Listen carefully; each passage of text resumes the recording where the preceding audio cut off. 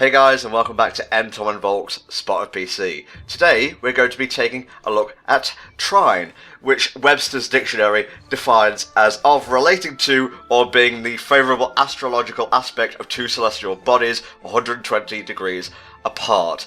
But in terms of video games, it is a puzzle platformer developed by Frozen Byte and published by Nobilis. And Volk, you record this, as with every other game in existence, well, at least for Smart PC, so how do you feel about Trine? Trine itself is a very solid game, and the visual style of it is a breath of fresh air when it first came out. 2009 was very much an era of realism brown, and Trine just came along with its bright colours and just kicked their ass to the curb and says, hey, we're here with our physics-based puzzles, come and get a piece. Now, puzzle platformers are probably like one of my favourite genres of gaming, you know, like Abe's Odyssey. I guess you could include stuff like Pushmo and Pullmo and whatever in there.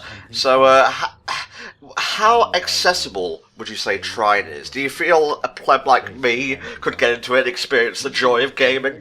Oh, absolutely. The game itself is very simple. It lends itself mechanics that aren't overly complicated. It keeps it simple and to the point.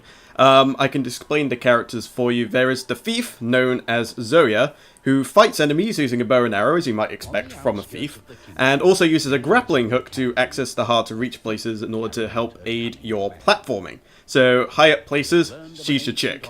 The wizard, Amadeus, uses sorcery to manipulate objects around the world and can even conjure up completely new ones just out of thin air. And he'll use things like boxes and things like that to stack them in ways that will allow you to also traverse either hard to reach places or activating switches and things like that, or just erecting new platforms entirely.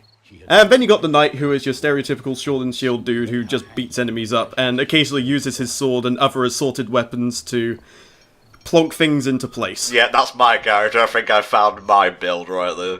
Oh, Pontius is pretty damn great. He very much lends himself to be the loyal buffoon. But he has a great interest in food and drink, so there you go. Also me. So what are we going to be showing off in this installment of Spot of PC, mate? How far or how deep are you taking us into the world of Trine?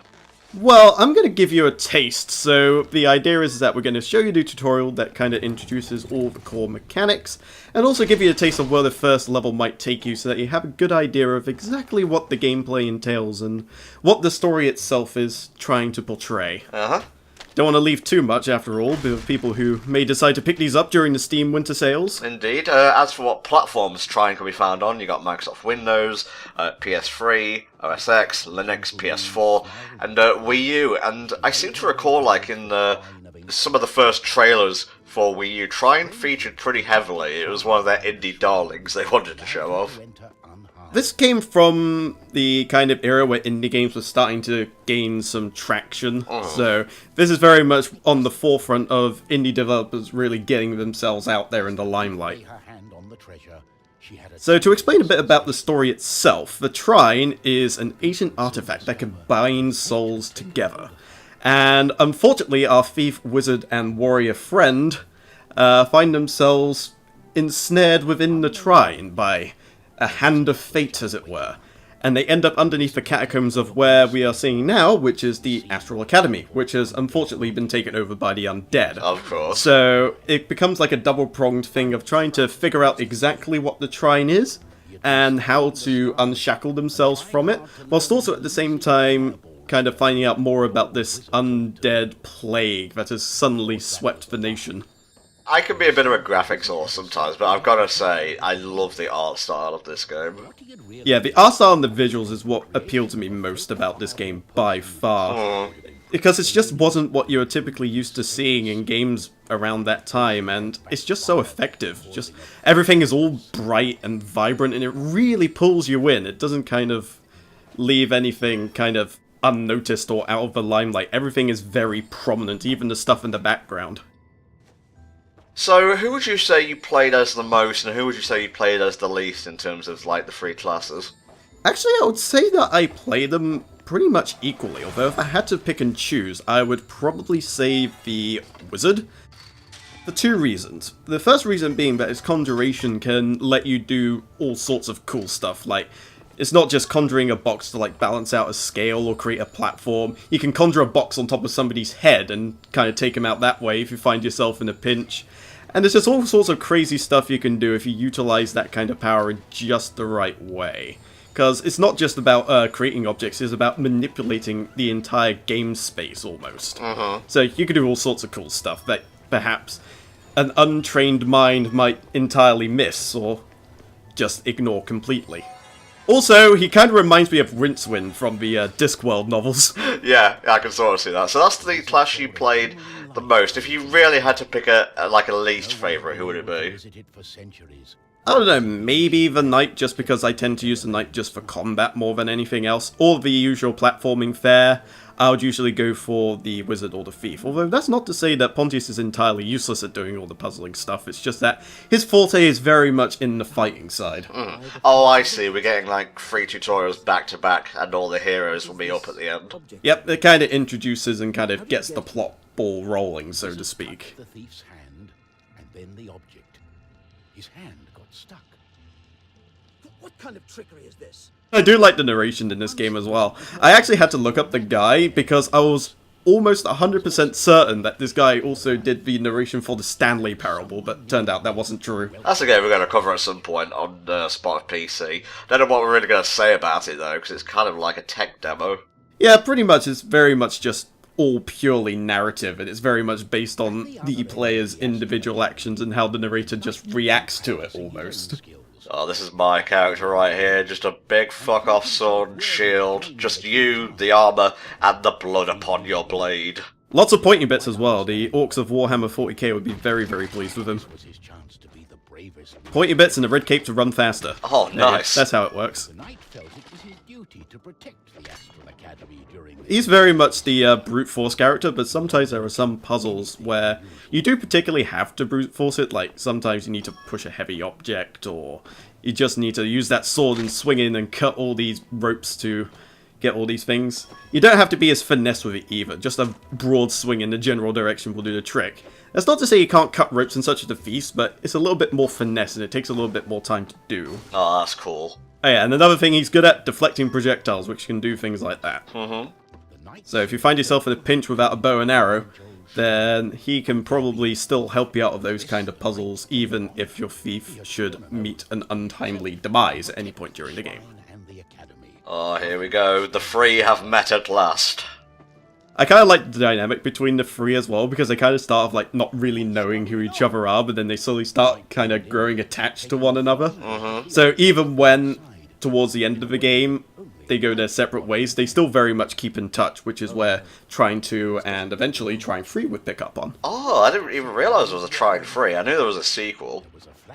Trine 3 was one of those kind of games that it got released, but it was an ambitious project, to say the least.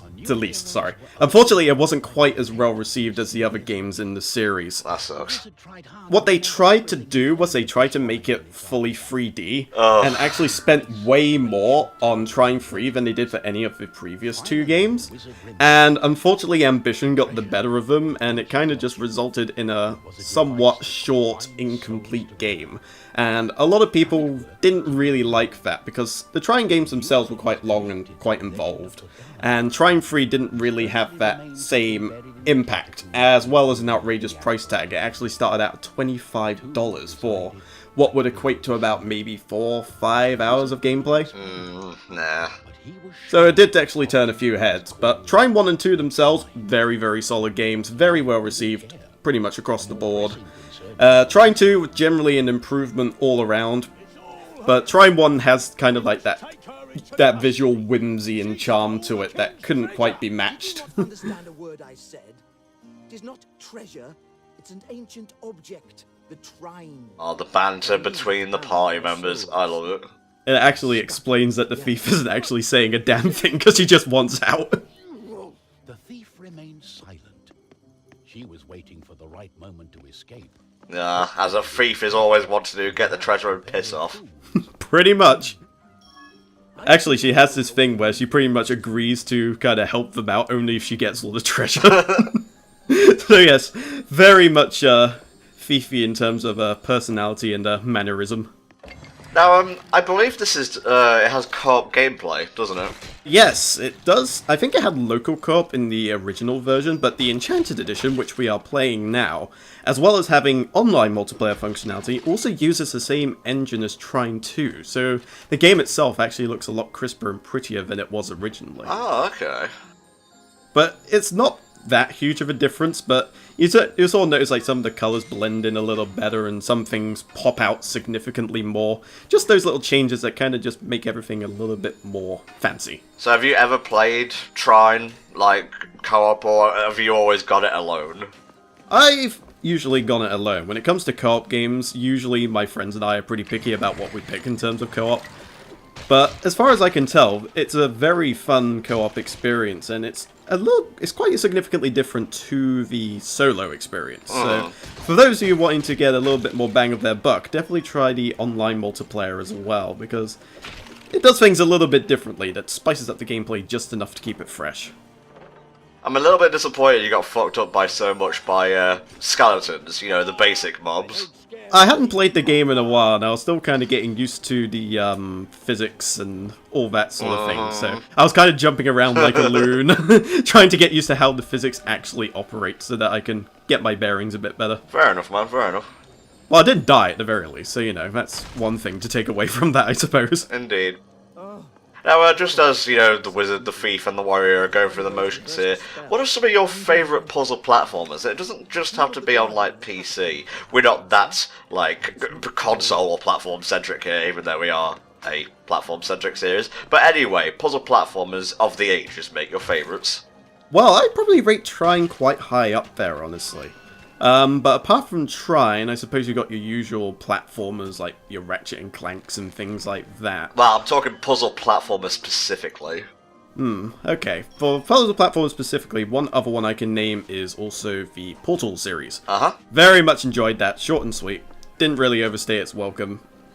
Probably one of those games I would consider almost perfect. But apart from that, like, there's none others that spring to mind immediately, although I'm sure if I kind of went through my library a bit more, I could potentially remember or find some more gems of the ages. Well, I'm looking up a few here. We've got The Lost Vikings. I never actually played that one, actually. That's one of the Blizzard games I never actually got round to playing. Was that made by Blizzard? Yeah, I believe The Lost Vikings is made by Blizzard, who also made Rock and Roll Racing. Yeah, so it is. Interplay Entertainment, Blizzard Entertainment. How about that? And we also have Fez. I imagine stuff like Limbo is a puzzle platformer as well. Oh yes, Limbo, that's another good one. I'm surprised we haven't covered that yet, but you know, 2017's fast approaching. God damn it, Volk, come on. The slidiness fucked me up right there. I didn't know what to do. I was just like, panic! But luckily, I got my bearings and got the sweet, sweet loot. Luckily, if you pick up health potions and such along the course of a game, if you do overheal one character, the leftover healing will actually go to another character. So you don't have to worry about healing potions being denominated just per character. It's literally, how much health do you have and how much left over if someone gets fully healed can we heal another person. It also prioritizes who needs it the most as well, which also helps.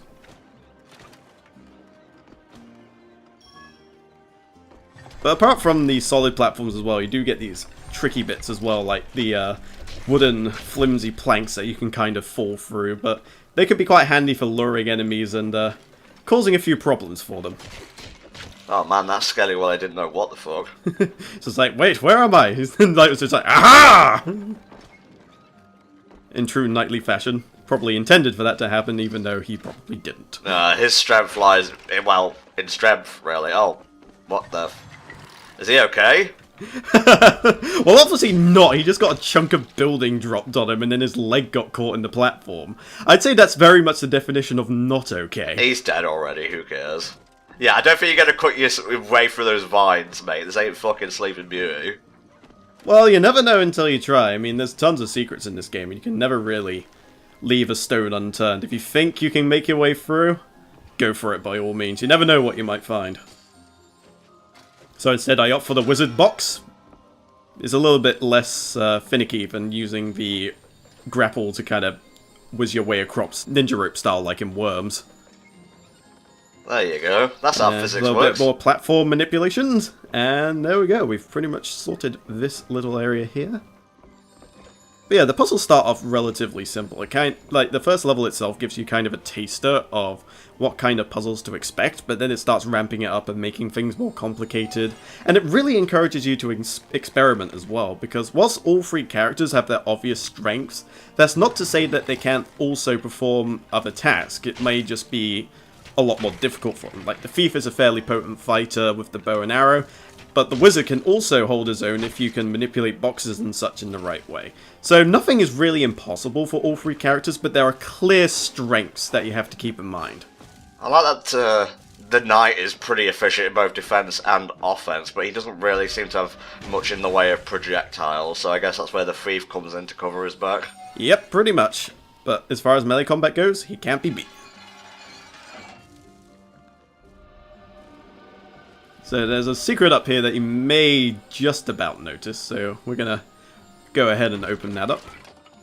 You'll find many things like this in Trine, especially later on. The secret experience bottles, which are responsible for helping to level up your skills and like, and also just for completionist's sake. They get more and more subtle as you go along, so you have to really keep your eyes peeled for them later on. So how does, like, leveling up and whatnot work in Trine? Because it seems you're pretty much good to go in terms of, like, taking on enemies and whatnot. Is it just for health increases? Not so much health increases as it helps develop the skills a little further. So a wizard's skill set can be improved by allowing him to conjure more boxes, platforms, different kinds of objects. So whereas he normally gets boxes, later on he'll be able to do things like planks and just floating platforms he'll be able to jump up on. And the thief can also improve her grappling hook, where it can actually allow her to connect to other pieces of terrain. Because initially she can only really attach herself to things made of wood, but eventually she'll be able to attach herself to any kind of surface, which comes very handy, especially later on. And the warrior, he gets more weapons as he goes along. What the fuck, Volk? Well, I'm just testing the physics to demonstrate how they work. Uh-huh. That, and also I'm just trying to have fun. I'm going to be completely honest with that one. Fair enough. But yeah, the warrior himself just gets more armament, so he'll get like a sledgehammer and a flaming sword that will come in handy in various different ways. As well as just increasing his attack power, so whether it's allowing him to critical more often, or generally being a faster swing with his blade. All the knight's skills seem to reflect mostly in his combat abilities. Well, as you'd expect, you know? Yeah, exactly. So here you go. It starts throwing some more challenging things here, like it presents you with a water wheel with a treasure chest at the end, so you gotta think, alright, how am I gonna get past this? And initially you try to actually just brute force your way through, thinking, okay, if I jump across each of the notches in just the right way, I can probably advance over to the treasure, but that's not always the case. So you have to think of another way around, or maybe a path opens up later on, which you'll have to... Oh, yeah, you see here I was giving it a good go. Like, I was thinking, oh, it's almost letting me in. Maybe I can, like, glitch it out slightly. Oh, but... you're trying to be jammy, but the game's having none of it. Nope. Unfortunately not. Actually, this is the next thing I actually tried. Actually jamming it, but unfortunately, as you'll see, the gap is still just a bit too small. And you can't just crouch and crawl your way through, unfortunately. Frozen Bite thinks of everything. But, you know, it encourages you to try all sorts of different things, which is what I like. Yeah, at least you're trying, and I can make sense of what you're attempting here. Exactly, there is sound theory to what I am attempting, it's just that the game wasn't having any of it. It knows how it wants to be solved, and it expects me to try and figure out that solution. For the most part, most things can be solved in a myriad of different ways. As I say, you can have different characters solve puzzles in completely unintentional ways if you're clever about it. Which is a nice plus. I like that you have kind of that freedom and that the puzzles aren't always set in stone one way or another, that there are multiple ways of doing things. Oh, I see. Bring that weight down and counterbalance stuff. Yep. So I tried seeing if I could sort of force it down with the wizard, but no. I can't quite get enough force behind it, so it's up to Pontius to save the day. That's what I would have gone for first, if I'm honest. Just whack everything with my sword. Well, it's the most simple solution, but I have this unfortunate tendency to overthink things, so Yep. I usually go for the most outlandish solution first, and then only try the most obvious one. That's why we make a good team, because you're there, like, overthinking with all the different, like, kind of possibilities, and I just run head first into things and slash it away. Well, sometimes that is not a bad way to go about things, so, you know, I don't think anybody will judge you for that. It's certainly less of a headache. There we go, Pontius is getting his fight on. But, gotta deal with these archers as well, so... I'm just gonna go for tried and tested method of drop a box on their head. Oh, fucking scallywellers. I love the fact you can do that, though. I try and do it whenever I possibly can, just because it's so fun.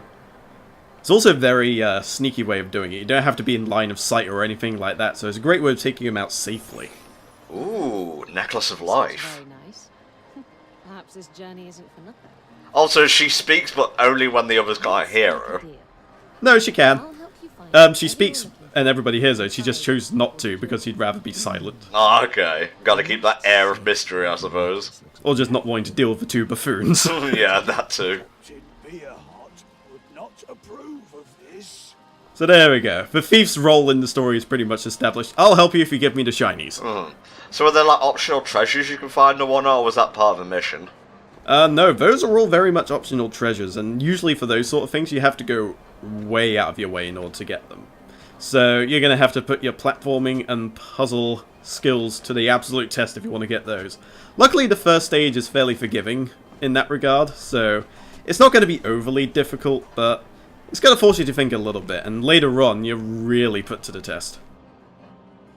I was getting a little bit impatient during this one, so I thought, okay, I'll wait. Yeah. See, that's the thing, mate. You're good with solving puzzles. I think platforming's more my forte. Oh, definitely. I have some bad experiences with platforming games. I won't go into too much detail, but let's just say there were a couple of games that just ruined it for me. Okay, so we've upgraded our box moving skill, I believe. Yep, we can now have 2 boxes at once, which is pretty great for when it comes to getting to those hard-to-reach places. Just a little bit better. It also means you can balance scales a little easier as well, and you're not limited to what's on the field and around you. You can kind of just conjure up your own solution to the problem a lot more easily. And the thief initially gets like extra arrows for her bow as well, so her combat prowess is a little bit more improved. Well, she's the range fire, so... And later on they'll get the upgrades to the grappling hook as well, so she kind of goes both ways, whereas the wizard is more kind of puzzle-solvy platforming kind of skills, and Pontius obviously is more combat-based. The thief kind of fits somewhere in the middle. It's a simple counterbalance puzzle here, I believe. You got an experience thing up in the top right. Let's see how Volk does this. But this one is a little bit tricky, because it's not a case of this scale kind of stops on the floor, it will just keep going around and around and around, so you have to try and find a way to anchor it, and I was trying to figure out in my head exactly how to do it. I thought initially I could just stack boxes like that and just climb up to the top, so I thought, hey, there we go. But now I have the problem that I need to get to the place to the left in order to progress, so that cheese method isn't going to do it this time around, because the platform is just a wee bit too high. So I'm going to go with my anchoring strategy and see how far that gets me. Obviously there's another box there to aid you as well, so you're not necessarily stuck with the 1 or 2 that you can conjure up. Suddenly struck me that I think this is the first platform game we've covered on Spotted PC. Yeah, that's absolutely right. We haven't actually covered one up until this point, but that's not to say there's not enough. It's just that obviously there are more prominent games that we wanted to cover first, either for personal or just, hey, this PC game is awesome, we should definitely cover it.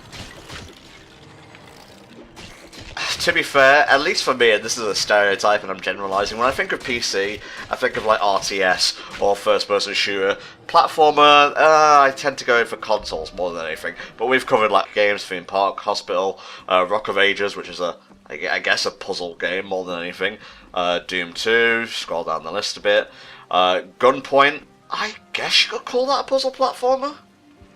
Yeah, I would probably say so, or at the very least it's just a full-blown puzzle stealth game. Not so much platforming, but definitely emphasis on the stealth. But this is certainly probably the first, like, proper platformer that we've covered.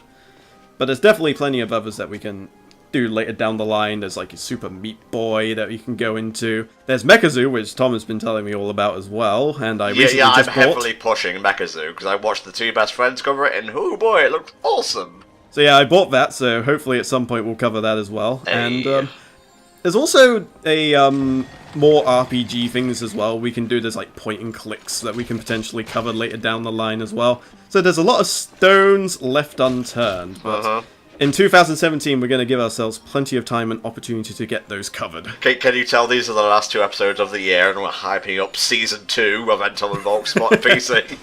Oh hell yeah, you gotta hype up that Season 2. Yeah, at the end of the next episode, Volk's going to be trapped inside an exploding starship or something. You have to come back next time to see if he survives. Gotta leave it on the cliffhanger. Or NTom's regenerating into NTom 65. Oh no. That can only end badly. So how are we going to finish up this particular session of Spot of PC, mate? Well, I have to try and remember, honestly, because I believe we just go through the rest of this level and complete it, and it kind of opens up where the next area is just before we conclude things. Ah, okay. So you get a little bit more of a taste of the story, and if you feel like following it through yourself, I believe Trine 1 and 2 in particular are fairly cheap pickup regardless of whether they're on sale or not, so if you do like your puzzle platformers, this is definitely a good game to go out and get. That was just a fist on a rope, really. Well, sometimes you just gotta have a fist and a rope in your temple. Indeed. Pontius can feel a bit chuffed with himself because he went and got that treasure, not the thief. Really, it should have been the wizard. It's his power-up. Kind of, although it was pretty much all Pontius in terms of cutting down the rope and such. So we just buy up the other skills as well.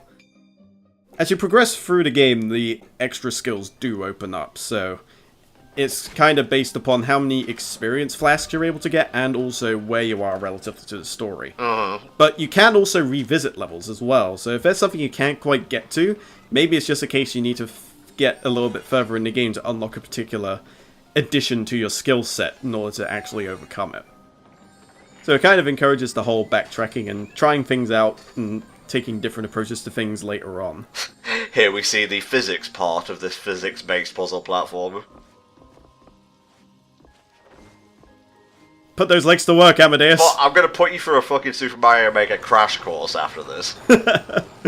I may well need it. I'm gonna be honest. So I'm just having a look over here because it feels like there should be something here. But Yeah. I think that's just an alternate means of completing that puzzle to get to the treasure, just in case you happen to either lose Pontius or the wizard or something like that. So it gives you options if you happen to lose anybody in the throes of battle at the very least. But some of the puzzles get a little less forgiving. So you may have to make sure you have everybody alive in order to solve something. What's the point of that? Testing the waters. You gotta always test the waters. You gotta see if there's actual treasure down there or if that's just a death drop. And just throwing a box down there is a good way to do it. Oh, of course. Yeah, there we go. That is Trine 1. Very much a well-received and favoured game with its bright visuals and very fluid gameplay, and actually sold over 7 million copies by October 2014. So Jesus. it did very well for itself. And yeah, if you want to pick this up and find out more about the Trine itself, you can also pick up Trine 1, 2, and 3. I believe there is a trilogy bundle that you can get on Steam, so it may be worth looking into that if you are interested. But yeah, that should just about cover it, I think. Yeah, I was waiting to see if you could do like a sign-off or anything, but that's my job. I suppose, yes, that is it for Trine. For the time being, guys, we'll see you next time, I guess later today, for another episode of NTom and Volk's Spot of PC. Bye for now.